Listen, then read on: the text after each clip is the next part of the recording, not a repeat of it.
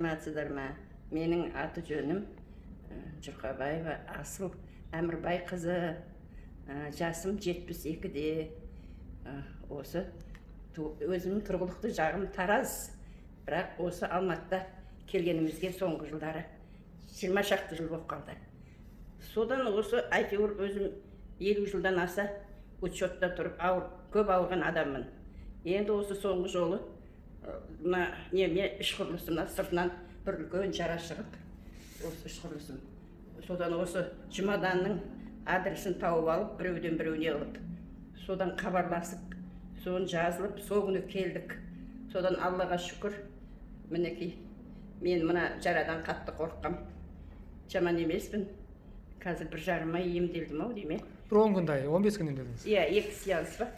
Сөйтіп емделіп, енді жақсы болып. Жараңыз толық кетті ме апа енді қазір? Толық кетті. Сыртының бәрі қара отырланып түсті. Енді көңілім кішкене жайлы. Енді әлі де болса кішкене нем бар. Өзім осымен жақсы болып кетермін ба деген нем бар да. Арада дәріс аласыз. Жаман емес, жақсы. Жұмадан балама рахмет. Жанындағы ұлға да қызға да үлкен рахмет. Бәрі мейірімді айналайындар, еңбектері жансын. Амин. Халықтың алғысына бөлене берсін. Амин. Сол енді менің айтатыным. Апа, Алла тағала сізге де толық шипасын берсін. Ауырмаңыз, толық жазылып кетіңіз. 100 жасаңыз, немере шөбереңіздің қызығын көріңіз. Сау болыңыз. Сау.